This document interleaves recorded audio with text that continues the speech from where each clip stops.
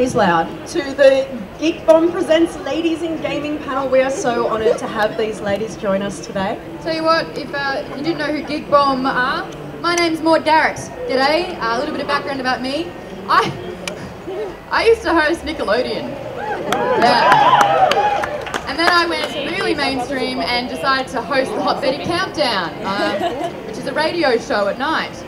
And then I realised that I had to stop lying about why I wasn't going to these events, why I wasn't going to these parties, why I wouldn't really leave my house. I'm a gamer. Yeah, it took me a long time to realise that and acknowledge it, but my name is Maude Garrett and I'm a gamer. Have been since I was about 6 years old. My dad is a big gamer. He got me into it. My whole family games. I think I recently calculated my father has clocked 370 days on World of Warcraft. And that makes me the happiest daughter ever. So this whole Ladies in Gaming panel is something that I wanted to do, to encourage everyone out there to kind of bring back support. Because I've noticed that over the last couple of years, it's not been as friendly and inviting and supportive. It's kind of just been like we have to prove ourselves that little bit more. We've got to be challenged from time to time, apparently, that tad more. So Rae Johnston, everyone, please give it up for Rae Johnston. She is one half of Geek Bomb. She'll let you know what she's doing with the panel. So guys, as Maude just said, my name is Rae. I have been gaming also since I was little. Got a bit of a background in acting, all that sort of thing. Had the opportunity to perform and talk about games, so hey, why not take that? I didn't have the kind of privileged growing up in a gaming household that Maude had. I have a father who still calls playing video games bink bonk. Although my mother did become addicted to Mario and was late picking me up from school every day.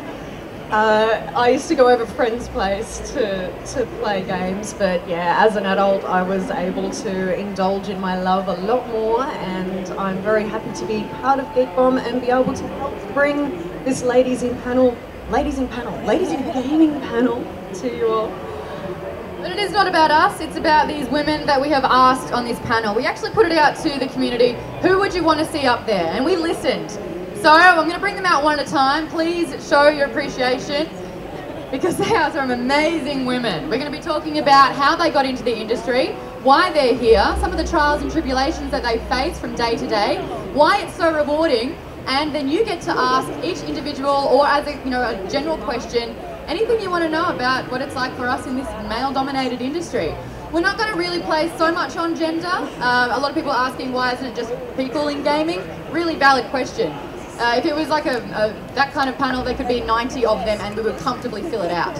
But we're going to be a bit selfish. It's going to be about these amazing ladies. So let's, without further ado, Janet Carr, make your way up first. Janet Carr is a series creator of Good Games. She also created Good Game, Fawn Point. She has pretty much pioneered the first ever gaming show, and it has been so successful with 8 seasons running now. So she's very much behind the scenes of it all. Living legend, Janet Carr. In front of the camera of those said shows, she's been doing it for the last 3 years. She's basically been the first face of female gaming in the media. Stephanie Bendixsen, otherwise known as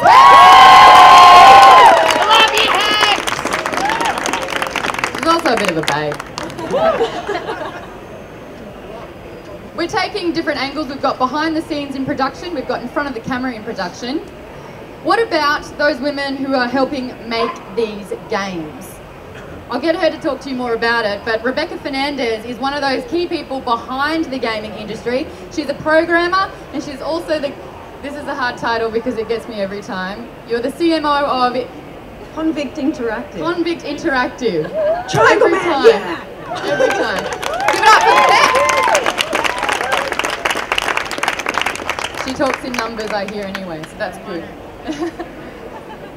We've also got the online side of things. Obviously the gaming industry takes place a lot of the time online, and it's quite hard. People have blogs, but it's difficult to get a blog to not only a national level but an international level, and someone who's done that quite successfully, she is behind Save Game Online.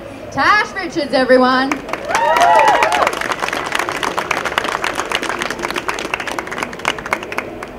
We're also taking care of the tertiary side of things. It's only in the last few years that you've been able to study about video games instead of going through the maths and IT angle.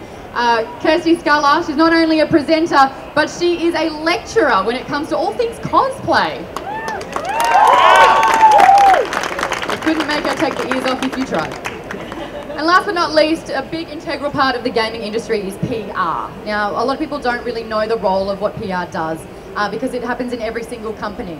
So we've got someone who's one of the finest PR ladies in the industry, if I do say so myself. She's got a last name I won't even attempt to pronounce, but it is Snezana from EA.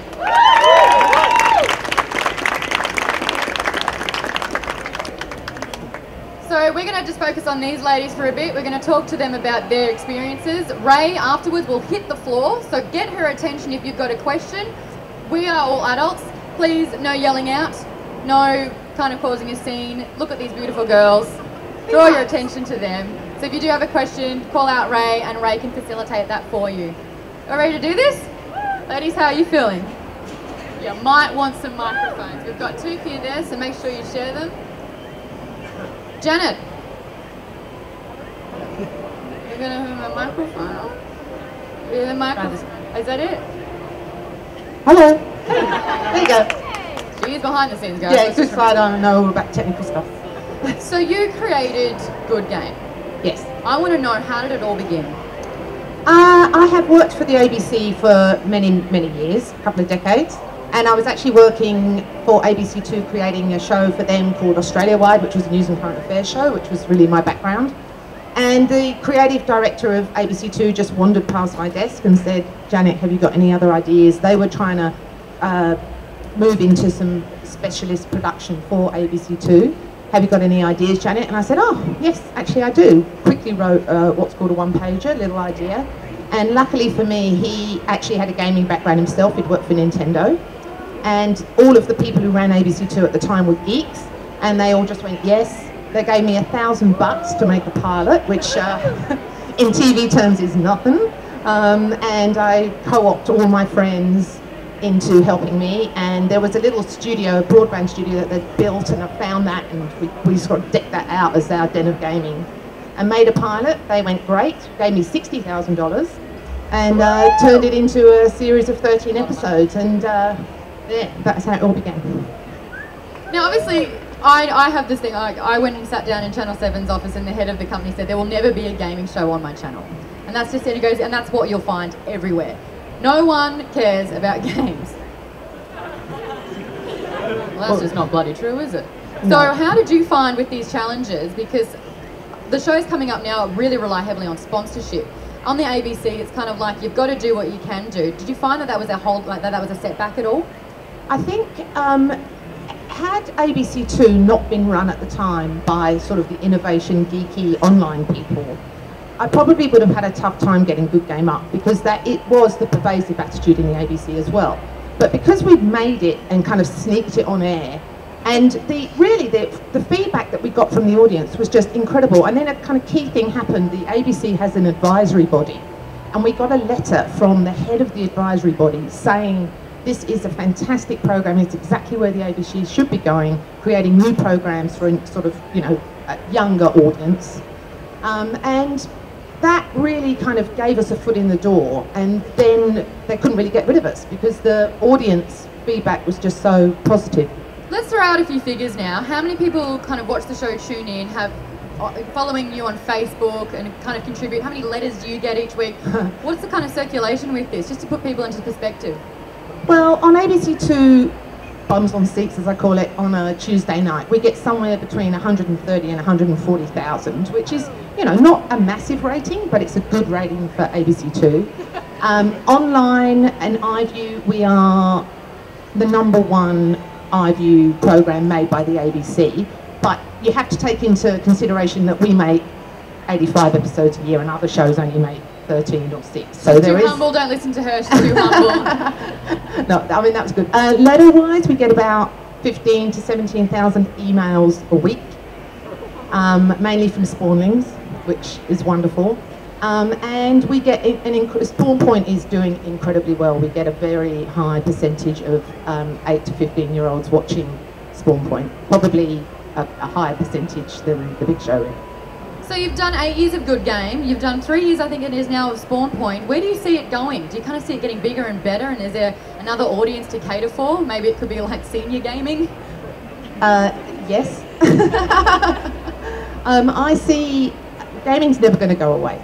I think Spawn Point and Good Game coexist. It's the sort of, it's such a wonderful, the kids who love their game so much, they then can progress into Good Game. I hope that in 25 years' time, Hex and Barjo are there, the David and Margaret of gaming on the ABC. We're doing a live show later in the year, which is very exciting. And I also want to make a more sort of serious 10-part documentary about games developers and the history of gaming and the social history of gaming and the technological history of gaming. So that's my goal for next year. Fantastic. Janet, Carr, everyone, please give it up to her. Steph. Moving on to you. Now, we have been talking about Good Game this entire time. You were the first female host to be brought in. Now, it was under kind of interesting circumstances, to say the least. Fast forward 3 years, how are you finding it now? Is it comfortable? Are you just growing every day with it? Yeah, absolutely. I mean, it was really tough at the beginning. I think people, I took the job quite abruptly, and a lot of people were quite angry about it. And I think they sort of took my gender as the punching bag for that before I had even really done anything. But Janet, I remember she bought me flowers one of the days in that first week, and she was like, once they see what you're capable of, they'll come around. And I was like, oh, I don't know. But yeah, it's great now. And now I get letters from young girls and wonderful kids sending me Pokemon cards in the mail, inviting me to their school formals. I get so much great feedback from people on a daily basis that that just seems like such a funny memory now, to think that I was wondering if it was ever going to get better, and now it's such a wonderful show to be a part of. Now, it's fair to say you did kind of spring up out of nowhere. You weren't particularly going for this role, but you were hoping to get into presenting. Can you just explain the story of how you did get into it all? Well, it's funny because there aren't that many roles like this out there, so you kind of grow up not really thinking that getting a job, talking about video games is an option. I love the show and I watched the show, and the first time I actually met Barjo was I approached him as a fan at Supernova, and I was cosplaying as Starbuck from Battlestar Galactica, and I saw him go past and I was like, oh, it's Barjo, and then I was like, I should say hi, and I was like, no, I won't. And then I was like, oh, maybe I will. And so then I kind of did that awkward, I sort of followed him a little bit and then I stopped. And then he turned around and I was like... And then finally I kind of got the courage to go and talk to him, and I was filming an audition tape for ABC3 because they were looking for presenters for their new kids channel. And so when I spoke to Barjo, I was like, would you mind if I interviewed you for this audition tape? And he was like, yeah, no, that's fine and everything. I was like, oh, I love your show, video games. He was like, it was really lovely and a bit weird. Not much has changed. And I recorded the whole interview. I was so nervous, I actually forgot to turn the microphone on, and the whole thing I recorded without sound. And I was so embarrassed, but it turns out that Janet was looking for someone to join the show, and kind of all happened really quickly from there, because I was auditioning for ABC3 at the same time, and yeah, it was a case of right place, right time, and a passion for video games. Then I had to sort of submit a whole bunch of written reviews of games and everything. It was a whole process. She made you work hard for it. I love it. So I guess it's kind of fair to say everyone in front of the camera, or when you're in front of the camera, people just see that it's fun, you're playing games, it's awesome, you get to talk about it. What is it that people don't see? What is the kind of work that you're putting in to be the female face of Good Game? I don't know if I'm putting in specific work to be the female face of Good Game, but I think there's so much that comes with this role that people don't really see. What makes our show so unique is that when we're talking about video games, we're able to reference specific moments in the games that we play, because we record everything. And not many other shows do that. They'll play B-roll, they'll show trailers and things like that. But when we sit down to review a game, we have a device hooked up to a laptop that will record everything we play. So when I go back and we write that review and I can talk about a specific moment, it'll be Barjo and I and our characters in the game doing this stupid thing or in a particular boss fight. you know, getting all that footage together and logging all that footage. You know, again, it's not like sitting down to review a film where you watch a film and then afterwards you sort of say how you felt about it. Games are long, you know, and going through all this footage, it takes a long time, and then we, you know, work together with the editors to make sure that all the footage really completely illustrates every point that we're discussing and critiquing. So, yeah, it's a really fun job, because it's not just kind of sitting down and talking about games. We get to kind of really put in a production, working on a production level as well. Fantastic. Thank you so much, Steph. Give it up for Hex, guys. Now, Rebecca Fernandez is offering a completely unique side of the industry. She's very much so behind the scenes. You studied to become a programmer, which is what you're doing now, and have grown since then. Can you talk through your career and how you started and where you are now? Okay, so I actually started programming at University of Wollongong, and I had no idea that's what I wanted to do. Actually, they offered me a scholarship, and I was like, oh, okay, you're going to pay me to do that. That sounds pretty good. So I took it, and I started programming, and it was like I'd rediscovered how to breathe. Suddenly everything just made so much sense, and it was exactly what I was supposed to be. And then after a while, I did a couple of classes that were about making games. I hadn't really thought about it too much before. It sounded like fun.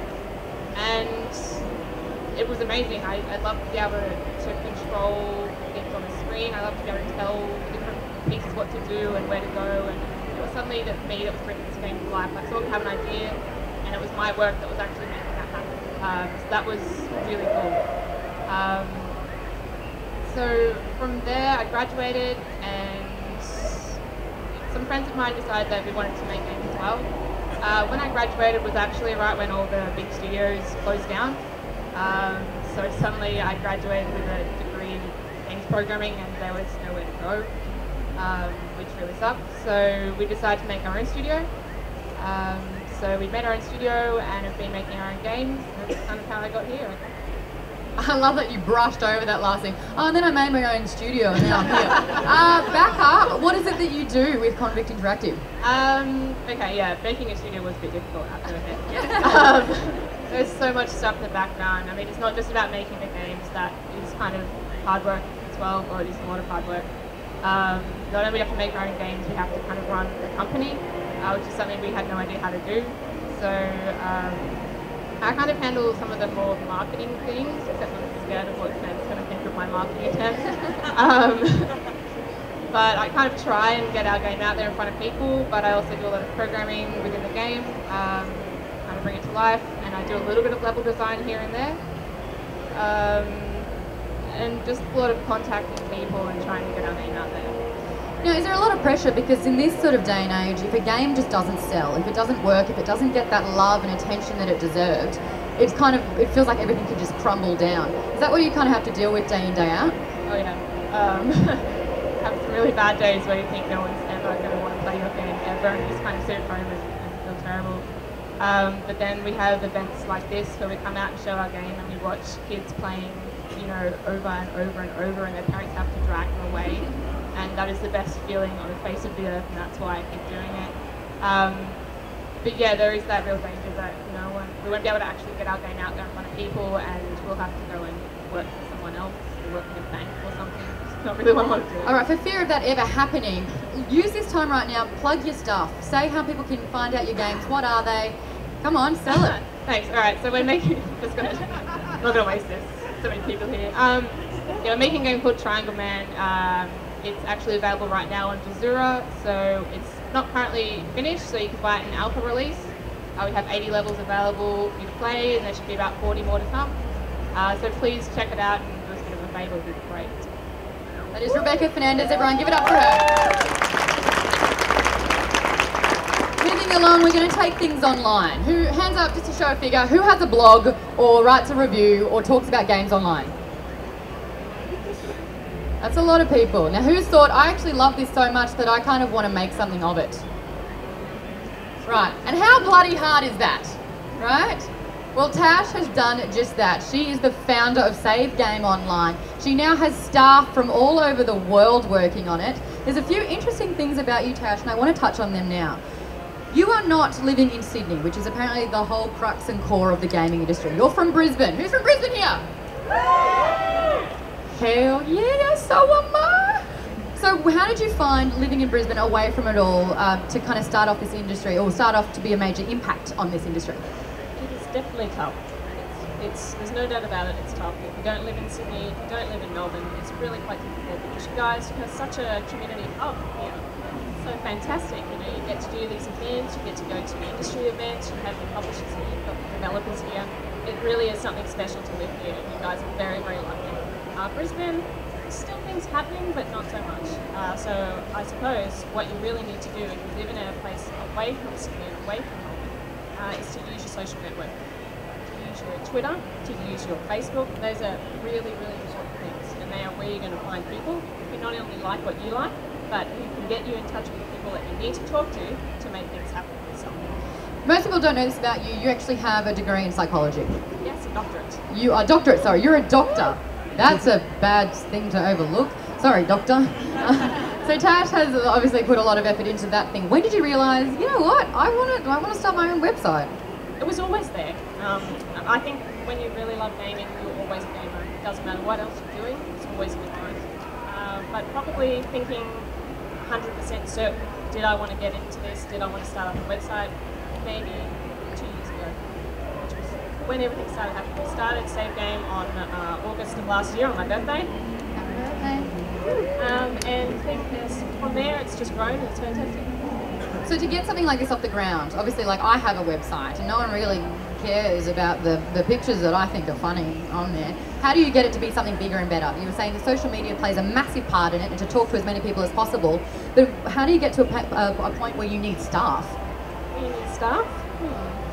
It's very difficult, and it is the social networking. The social media is what's going to get you through. Even if you're just on Twitter and you're talking to other people, that's where it all starts. You have to get onto Twitter. I would definitely say Twitter more than Facebook. Twitter for me has been absolutely fantastic. And also the other thing that you need to keep in mind is that you've got to really love what you're doing. And if you're just in it to get free stuff, if you're just in it to get review copies, or go to cool events and meet cool people, it's probably not going to happen for you. You really, really need to love what you're doing. So paint a picture here what Save Game Online is. Your website, plug that. How many visitors are coming through? How many people have you got writing for you? Where do you want to see it go? Full-time staff we have 5 people. Contributors we have 15 to 20. We get around about 30 to 35,000 unique visitors per month. We have over 4,000 fans on Facebook and over, at the moment, 3,400. Whoever's 3,500 person who likes us on Twitter will get a free game. Ooh, I like free stuff. If you're here. If you're not here, tough. But yeah, it's absolutely fantastic. We're having a massive time and really, really lucky to be here at EB. So where can we catch you? What's the website and with like your Twitter and Facebook? This is a sad thing. Somebody else had Save Game and it was really upsetting. So we've become Save Game Online, but we're actually Save Game. Yeah, we know about that little Greg who's tweeted once. People who get on Twitter and then don't use the Twitter, you're really annoying with these people. My fist is for you. But Twitter, Save Game Online, we're on that. We are Save Game Online on Facebook, but generally speaking, we're Save Game. Guys, give it up for Tash. You can check out her site. Make sure you follow her. She's got some great advice for you. Moving on, Kirsty Sculler. She is a presenter on New Game Plus. But my favourite thing about you is that you had a hobby. You had a passion. And you did the same sort of thing. You know what? I want to make this my life. Explain how it all happened for you. Well, I've been a gamer for a really long time, as most of the ladies here. I was a terror of a child. So when my brother was born, my parents bought me a Game Boy to stop me from physically harming him. And that kind of started it. I really got into the anime scene, and in the anime scene, particularly in Melbourne, there's a really strong cosplay group. So I started cosplaying. My first cosplay was Tifa from Final Fantasy VII Advent Children. And to make it more funny, and I was actually underage at the time, I put water balloons down my top to really accentuate her assets. That's a risk. And I spent most of the weekend running away from people with chopsticks trying to burst them. So that was my kind of cosplay experience. I then managed to get into a games degree at Swinburne in Melbourne and formed a really great group of friends. And I kind of found myself less studying and more just hanging out with people, organising events, attending events, and just kind of connecting with communities. So once I graduated, I was like, what do I want to do? And then I remembered I liked cosplay. And one of my famous cosplays is Princess Daisy from Super Mario Brothers, and it's a dress with a hoop skirt that's about 1.6 meters in a diameter, so I can't fit through most doors. So I thought, well, there's a really strong cosplay scene, and I want to do an honours thesis, so I wrote my honours thesis on cosplay. So I specialise, I suppose, in dressing up as an academic pursuit. I now then got into teaching, so I teach games and media subjects at university, so everything is gaming. Because this whole gaming thing is quite new to study, what are some of the courses that you provide, and what did you study? Like, what kind of angles of education within the industry are there? Well, I'm not so much of a programmer. I couldn't code my way out of a paper bag. So I did a more arts-based focus. So that was focusing on the business, that was focusing on the design, just artwork, and also just looking on the impact of video games in society. So studying how important they are, you know, how it is a serious business. It's not just a children's pastime, and that's so interesting. So the degree I did was a Bachelor of Arts in Games and Interactivity. Some of the subjects are, you know, media subjects like the media in Australia, learning how to study. Then of course you do programming, you do 3D modelling, and across all the universities pretty much around Australia, there's a really big variety between coding-based ones, design-based ones, and then academic-based ones. I'm learning so much here. I found myself just staring at you going, really? Oh no, I have a microphone, I have a job to do. So you studied at Swinburne. Do you know about all the other ones sort of like locally here, and where are you teaching now? I teach at Swinburne in Melbourne. There's quite a few specialised colleges based particularly in Melbourne and Sydney that focus solely on video game development, but otherwise most of the major universities offer some form of video game studying. So you can do a programming degree, or you can do a more academically focused media studies degree. So I'm not sure of the particulars, but certainly almost every major university offers some kind of course in video games. I know at least in the UK alone, there's something like 168 courses on video games. That's not all you do. You're not just about studying and getting your honours. You're also a presenter.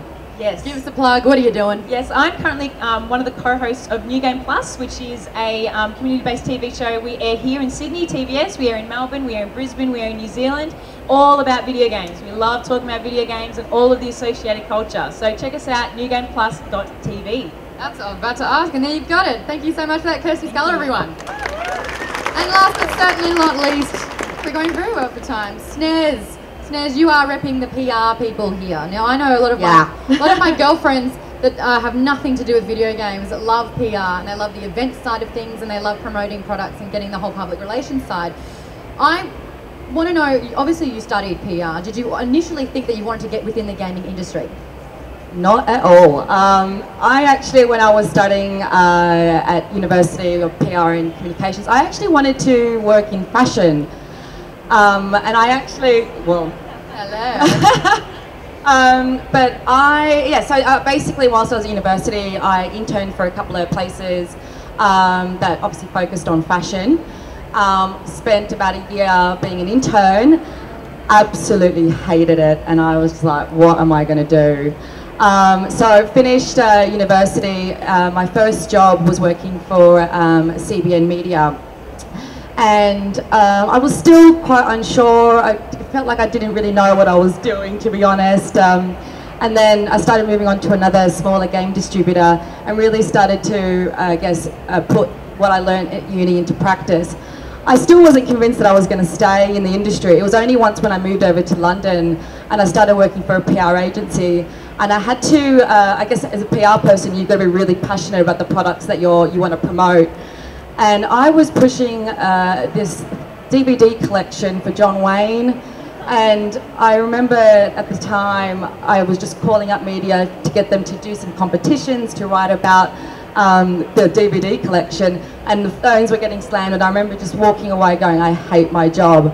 And so I actually got offered a role back when I was in the UK to come back to Australia to work for 2K Games, and I ended up taking it, and that was the reason, because I really felt like gaming was, the industry for me, and I'm here now and I've been in the industry for 8 years, and I really just can't see myself leaving.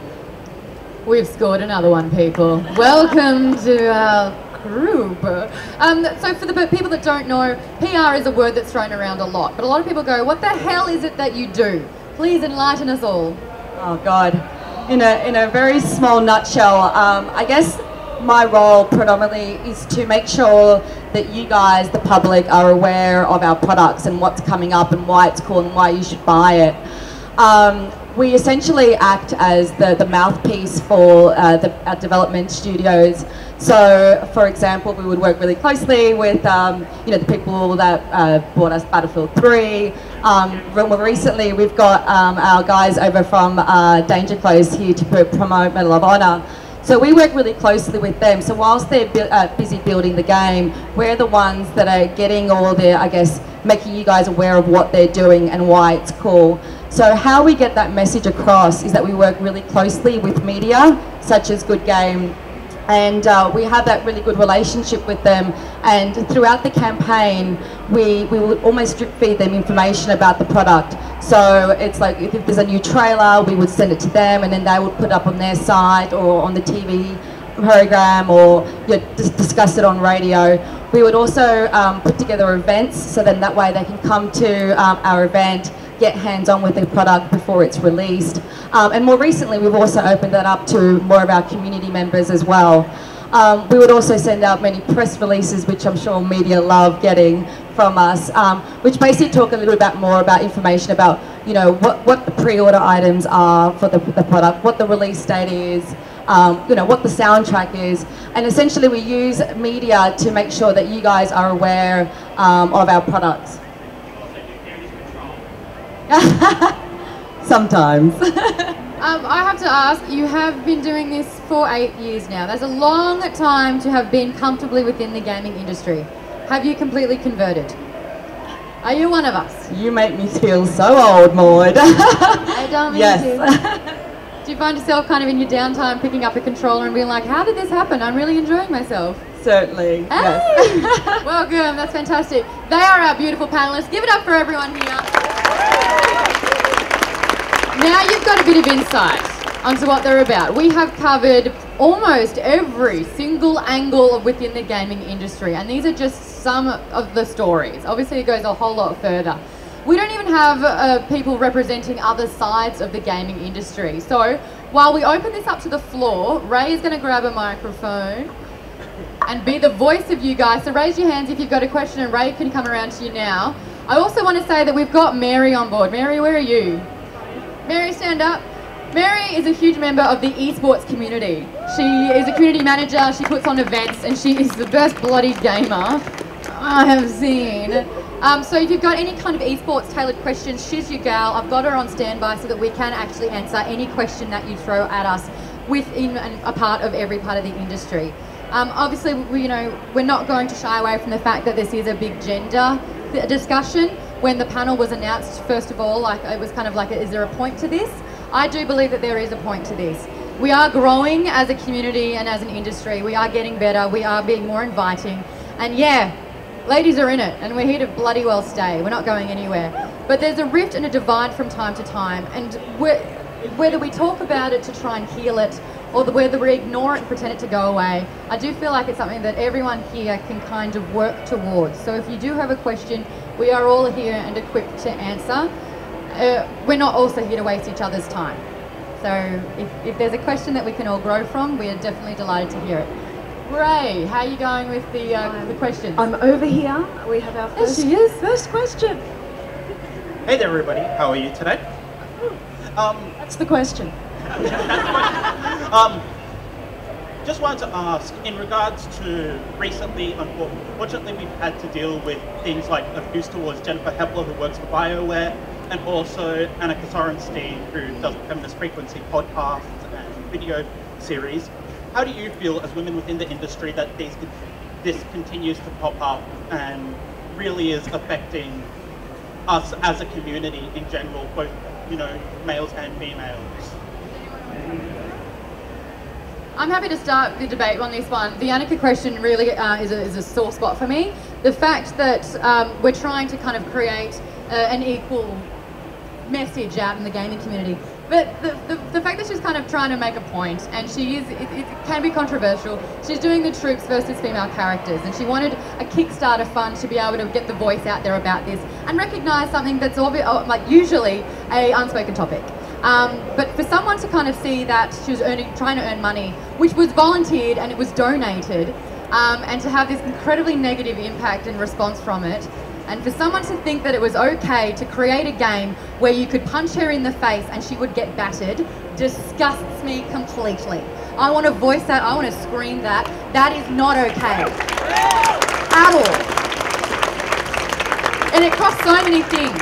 A, you're shutting someone down for having a voice. People have voices for reasons, but it's whether you use it in an abusive way or an educational way. She used it in an educational fashion. She wanted to raise awareness. And the other people in response used it in an incredibly, I'm getting really worked up here, clearly, aren't I? An incredibly abusive way. Violence is not okay. Domestic violence is not okay. They were encouraging it and people thought that that was a good idea. I want to vomit on that person that created it in response to your question. Anyone else want to say something? Before I turn into She-Hulk? It is really sad, and it's always going to be an issue simply because, I mean, women are more getting into gaming. Women are becoming more represented in across all of our, different areas. We're, becoming gamers. But I guess the best thing to do is we just need to keep working. We just need to keep doing what we're doing and do it well. Don't feed the trolls. Like, if any kind of guy, kicks up a stink, or any person, it's not even a male versus female, it's any person kicks up a stink about, oh, you're a girl in gaming, what do you know? It's like, and? Your point? I'm going to keep doing what I do well, so that my students who come through, who are predominantly male students, can see that a woman can do it just as well as a man, but I'm not going to make a big deal about it. I do what I do it because I love it, and that's why all of us are here, and that's just the end of the story. I think eventually it's just going to blow over, and we're all going to be equal. It's just a struggle we go through in many different industries. Rae, we got another question out there? We do have another question. It came through Twitter, but I found the actual person. Oh, fantastic. Hello. So what have you guys enjoyed most in your careers, and what can young men and women look forward to in the games industry? What are you most proud of, I think, is also the thing, like in your career and what you've done, what are you most proud of? So for people to be inspired to, obviously achieve the goals that you have.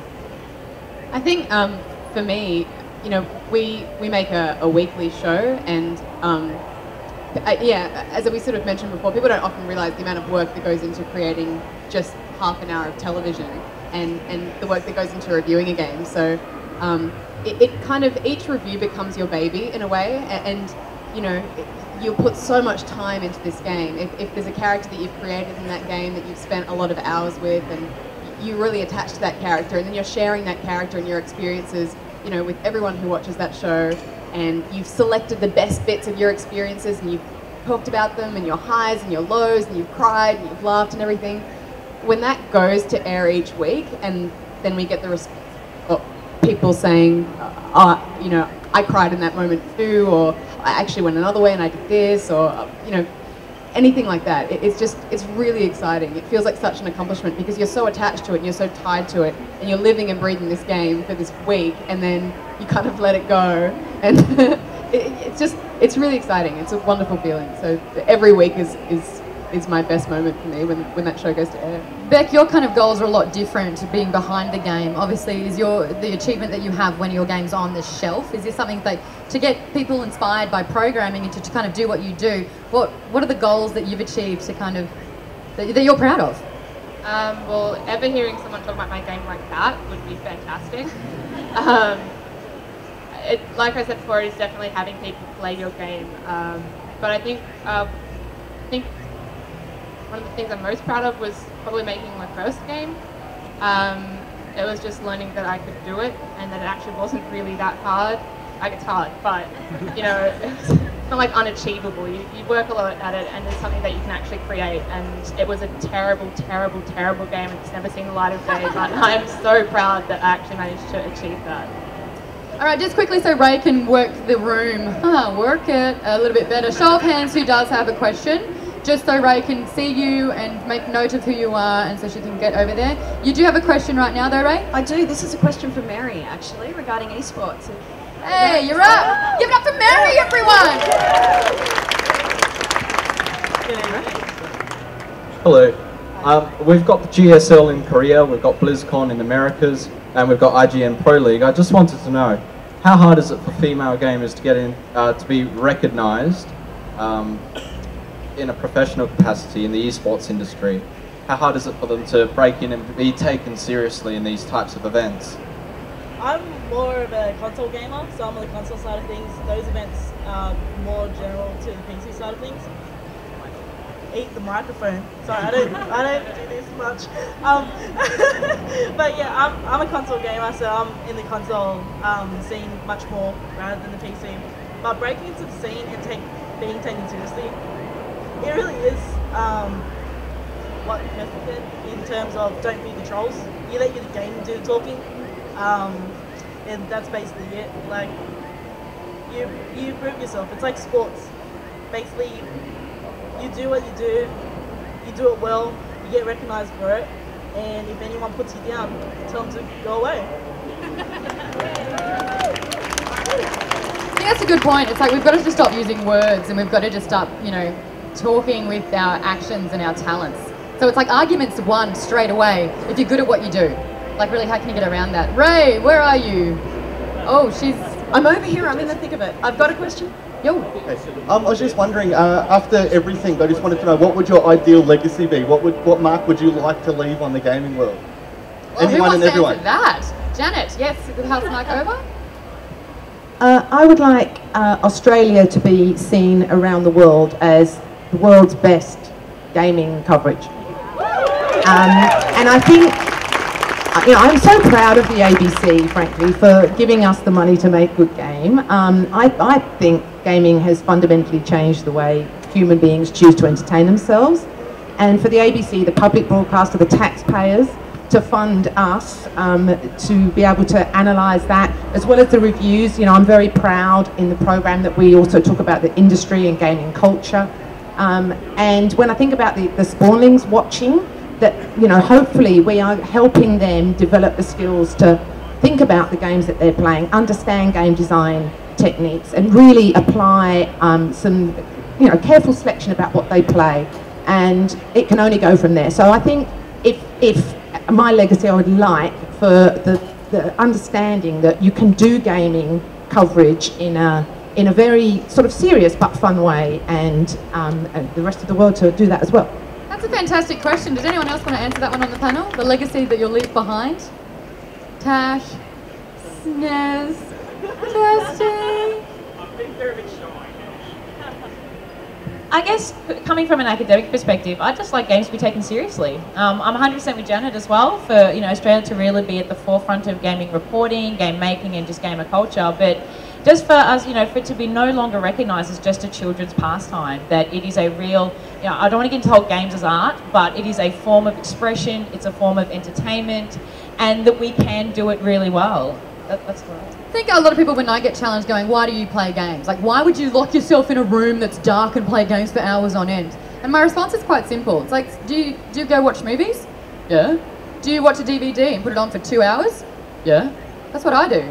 I'm pretty much playing a game for 2 hours that is like a movie. I'm just playing one of the characters, which frankly shits on anything that you're doing. So thanks for coming. We got another question? We do have another question. This one's for Steph. Yes. How do you feel about being compared to Margaret from At the Movies? I love being compared to Margaret from At the Movies. It's quite funny, our office at the moment is right next to theirs, so we see Margaret and David come in all the time, like bickering, and, you know, Margaret's lost her handbag, or David spent too long in makeup, and then I realise I'm having the same conversations with Barjo, and I'm like, oh god, we're turning into them. But no, I mean, they're so respected in their field for what they do and their opinions, and so any comparison to them is really flattering and exciting, because I would love to be in that same league. Oh, guys, if you want to clap after every answer, that is absolutely fine. I love that, yeah. We're here. More power. We got another question there, Rae. We do. We have a question for Snez. Yeah, I'm really interested in getting into PR as a sales perspective, because I work in retail at the moment and I love selling games, get really passionate about it. You know, it's the sort of thing that if you can demonstrate that enthusiasm and passion on a game or a product, people are going to buy it more often. And I'd just love to know the paths that you need to take to get down there and how you would go about it, getting into PR. Yeah, okay. Well, I actually did, well, I would highly suggest that you actually do a course, whether it's at university or college, TAFE, just so you can, I guess, understand the framework and I guess understand what PR is and the processes and the guidelines. Obviously a lot of the stuff that you're going to learn is going to be on the job, but the university and that education will give you sort of that sort of information on I think for you to put into practice, I guess. I would highly suggest that you do some, maybe reach out to a couple of the gaming publishers and ask if you can do like an internship with them for 6 months. And I guess with the rise of social media, the world's your oyster. The best thing is also to maybe reach out to a couple of the media and have an understanding of which are the media outlets that you're going to be working with, and have an understanding about the games industry just from that perspective, because the relationships in PR with media are so important, because they're the ones that are going to be essentially writing about your games.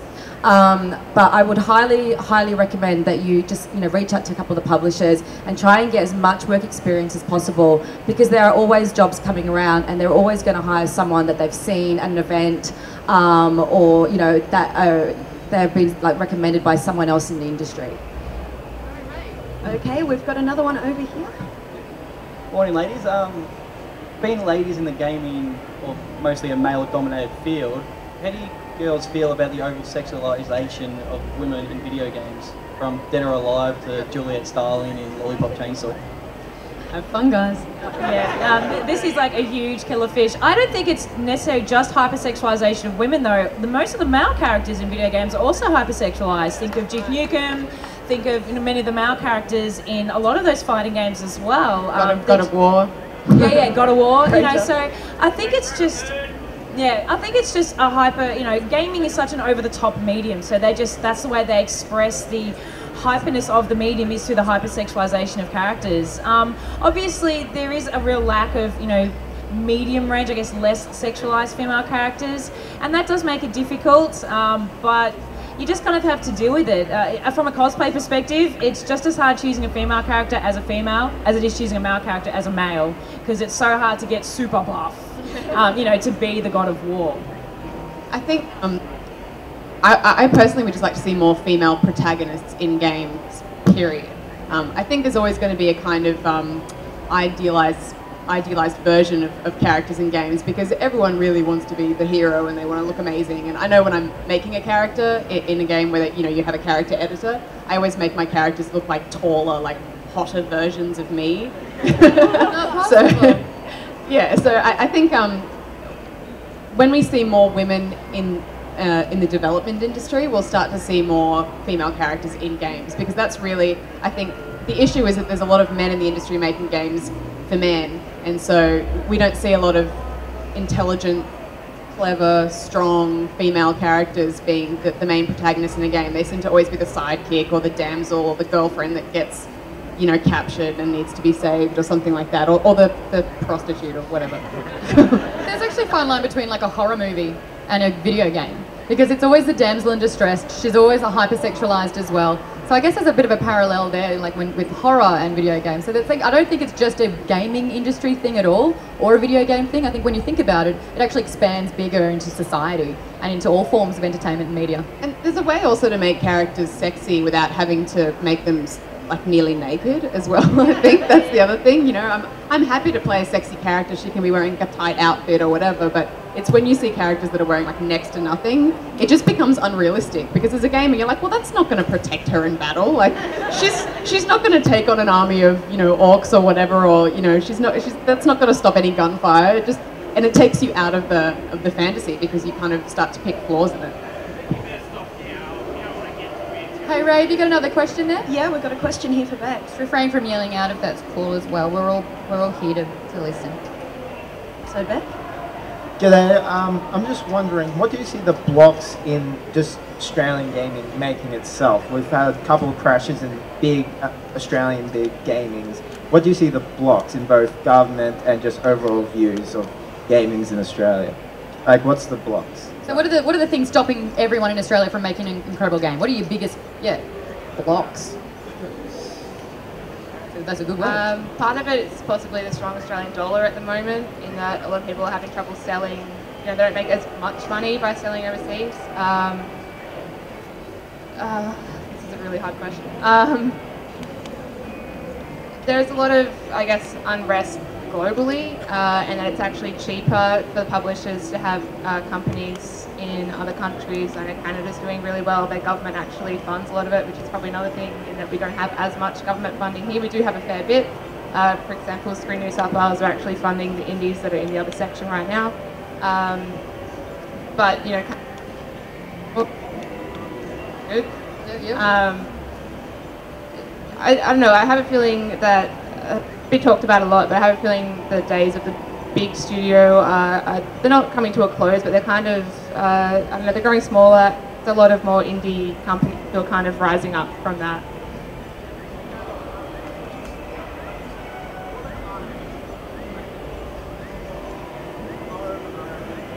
Oh, we're talking about the R18 factor, and is this a big kind of a downfall of the industry, or harder to? A downfall to the Australian industry, the lack of R18. Does that scare some game makers, like just the lack of R18 and limiting their ability to make games themselves like they want? Not so much the R18, because I know a lot of developers aren't making R-rated games, but the classification system in itself in Australia is a bit difficult. For example, to be able to release a game, you have to pay a really large amount of money to get it classified, and a lot of smaller developers can't afford that. So, for example, we've actually made games for Xbox Live indie games, which isn't available in Australia because of the laws right now. Or it could if you wanted to pay huge amounts of money to get it rated. So I think that's one of the, rather than R18, I think it's just the classification system in itself. It's kind of flawed. Right, call me paranoid, but there is a blipping and a clicking up around here. Oh, okay, I thought there was a bomb. Sorry, I just got paranoid. I'm glad I know now. Good heads up. I think we are just waiting for another question. Show of hands again for anyone else who's got questions. We've got some here at the back again. I'll make sure that Rae goes around this side on the way back. We've only got about 10 minutes left. We're already running a little bit over. So if you guys are happy to wait around, and if you guys are too, we'll just take the last few questions. But have we got one right now? We do have Fabo. G'day, buddy. Hey, I was wondering what you guys think of things like the Sora and Steam Greenlight as other ways of getting publicity about games and selling games. And also Xbox Live indie games as well. It's annoying that it isn't available in Australia, but it's an interesting concept. Is that a question? Yeah, I was wondering what they think of that. Oh, okay, yep. That's pretty good. Sora is pretty good. They're actually Australian based, so they're in Melbourne, so it's pretty cool. I can call them up and ask them about things when I'm awake, which is nice. Steam, we'd have to get up really early in the morning. No, but Greenlight's really great. I mean, Steam is a huge platform, and to be able to get our game on there is like what we're aiming for personally in my company. And Greenlight is a good and bad thing. It's good in that it's kind of opened the doors for lots of independent studios or the smaller companies to kind of bring their games to the world, and they get a lot of publicity for that. However, it's now suddenly more difficult to get on Steam because you kind of have to convince the public rather than convincing Valve. So, which kind of sucked for us. We were kind of on the road to convincing Valve. We had meetings with them and kind of started up that proceedings, and with Greenlight that's totally been annihilated, and we have to start from scratch with the public rather than with Valve. So it's good and bad. Rae. Okay, we have another question. Hello there. Hello. Hi. Oh, that's loud. It is. I just wanted to ask Steph and Janet about some of the other ladies in the Good Game office. What they do behind the scenes. One of our producers, Linji Kong, she does all of our sort of field production and all that kind of thing. So she's always traveling. She's out on the road. She can film. She can do a bit of editing. We have a lot of like really amazing all-rounders. So she will go out to people's houses. She'll go to locations. She'll film. She'll put together a story. Do a bit of cinematography, some fancy stuff. She's really cool to work with. She's one of our star players. And the other essential and very key role occupied by women on the program is, her name's Susan Lumsden, and she is our camera operator and director of photography. And Susan is really responsible for the look of the Den of Gaming. And she's incredible. She's a long-term ABC person, probably one of the best DOPs in the country. And we have, DOP is what I said. Oh, it's director of photography, sorry. Yes. And we also have a lot of interns on the program, which we encourage. Anybody who's interested in coming and interning with us, unfortunately we can't pay you, but we can teach you television production. Main criteria is you have to be a gamer and you have to want to learn about TV, because there's a lot of the technical side of television that needs to be learnt. And I'd say at the moment we've probably got, in fact, all 3 interns that are women. I have a feeling that now that you've said that, on Monday morning you're going to have to fight through a throng of people that are wanting internships, which is not a bad thing. And guys, you know, if this is something that you're interested, hey, you've just got your in. Rae. We have another question for Steph. Hi, I'm Steph. I was just wondering, how competitive are you and Barker together when you play each other? Oh yeah, we pretend that we're not, but then things always get a bit heated, I think, you know, because I mean, I always like to play cooperatively with him, and then we'll just, I want us to do a round of like multiplayer or something, and I mean, he's a bit better at shooters than I am, but there'll be a lot of times where I think his desire for craziness and shenanigans will be his downfall, and I'll be able to get a few sneaky kills in when he's like just trying to cause chaos and stuff like that. So we do get competitive, and in fighters as well, because I think you know, games like Tekken and stuff like that, we always try and choose the most ridiculous characters, and we get really competitive. I think the first game we ever played together was Tekken, actually, and I beat him like twice in a row, and he was like, oh, we cannot have this. And we had to shoot the episode, and he was like, no, we just got to do one more round. So yeah, we get pretty competitive, but you know, we also like to have fun and help each other out as well. I've also got a question that's come through from TJ Gelds on Twitter, which is what game... Hey, well, but can we give a shout out to TJ, by the way, who did this? Like, he created our logo. And while we're here, is Layla here? Is she around? Because she created our Ladies in Gaming logo here, and it looks amazing. There's a lot of talented people. Yeah, TJ wants to know, what game were you playing when you had that decisive moment that a career in gaming was what you wanted? Zelda Ocarina of Time. Oh my god, guys. I played that when I was 11 years old, and I think I sat so close to the television that I wanted to jump into it so I could run around with Navi and do my quests. So that was me. I was 11, and I think, yeah, that I decided, and that made me not want to go, oh, my family's weird for playing games. It made me go, yes, I'm one of you. This is amazing. This is what we do. Some families go camping, we game, and that was awesome for me. Ladies, up to you. What was your game? For me, it was Mass Effect. Mass Effect's amazing. Yeah.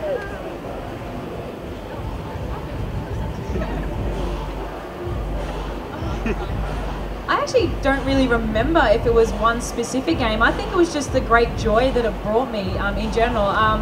Probably just, yeah, the binges, the 9-hour binges, and going, I can do this for a career or year, and then just kind of going from there. I know everyone always rags on Call of Duty, and I don't actually play it at all anymore, but I played it like once, and I spent the entire time watching the threads on the guy's shirt in front of me and thinking, oh my god, this looks amazing, and I just needed, I wanted to be able to make that happen, so that was definitely mine.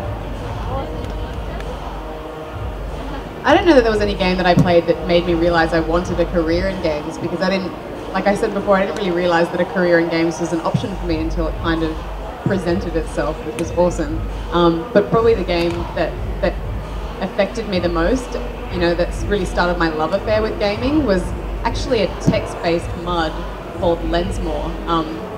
Not to patronise anyone, but for anyone who doesn't know what a MUD is, it's a multi-user dungeon, and it's super old school. Like there's no graphics or anything. It looks like kind of like a giant chat room, and it's kind of like a cross between, I guess, Dungeons and Dragons and a pick, choose your own adventure kind of thing. Like, you know, you really have to type out everything that you're doing, and you'd be playing this with other people in this sort of same environment, and you'd create a character and a description and a history and a background, and everyone who played this game had obviously read a lot of fantasy fiction and were really, you know, beautiful writers. And, you know, we set up, I was 16 when I started playing this, and, you know, at school I kind of was having trouble making friends and stuff, but in this world I was this, like, awesome warrior woman, the leader of a clan, and taking on, like, you know, the rival clans, and, you know, no one knew, because, you know, I considered myself quite eloquent, and so, you know, I felt like I didn't tell anyone who old I was, and I felt like I had this sort of double life that I was leading, and I guess I didn't really think of it as a game, but that was my first real gaming love affair, I suppose. And I keep coming back to that experience. I played a lot of RPGs, and I'm really sort of searching for that experience again in a modern day video game. Yep, mine is Age of Mythology. I played that to probably, detrimental hours. I actually got quite good at it, quite high up in the world rankings, and I was playing for an Australian clan called AU, and I realised then that gaming had all of this kind of extra stuff that was just more than just a single player kind of, play through a game, as much as, and as wonderful as that was, and I had done plenty of that. And it made me really think about, this is really changing the way we choose to, spend our entertainment hours, and I loved it, and I had to come up with a way of doing it at work as well. I guess for me, as I was saying, I kind of fell into the industry, so it wasn't really the games that made me want to, I guess, carve a career into the games industry. But the one game, I guess for a couple of years, I was still obviously quite unsure whether I wanted to stay in the industry, but the one game that I guess I worked on that really made me think, yeah, I'm loving my job and I love the products, and was BioShock. It was a fantastic game to be working on right from the beginning. It was really received well from media, it sold well, and I think that really just sort of drove that passion, and just to see people's excitement about the product that I was there to promote really sort of made me want to stay in the industry. Right, it is 2 o'clock, guys. I'm afraid we are completely out of time. But did everyone one. Oh yeah, my watch isn't early. You all missed Injustice. Good news is, we're going to have to call it now, but if you did have a question, we're going to stick around for a little bit. So whether you want anything signed, we're going to do signings, believe it or not. Brought some pens so we could get drawing of our names. But also, if you've got any questions for us as well, we're going to be here for the next little bit, so feel free to have a chat or to ask us a question that you kind of were dying to ask but didn't want to ask in a big forum. Guys, this has been the very first Ladies in Gaming panel. I am completely humbled by each and every one of you that have decided to join here today. Can we have one last round of applause for our fantastic panellists? And for Rae Johnston to work the crowd with the questions. Maude, Garrett, thank you, crowd, for your well thought out questions. It was lovely. I'm kind of a bit disappointed. It is only 1 hour. I could do this for a long time, but I really hope that you guys were able to learn something from today, that it was positive for you, and that you've learned and encouraged or been encouraged and want to inspire others as well by anything that you've learned today. Again, thanks so much. We're going to be here, so feel free to come up and say hi or get something signed, right ladies? I got pens. Take care guys, this has been Geek Bomb and the bomb's been dropped.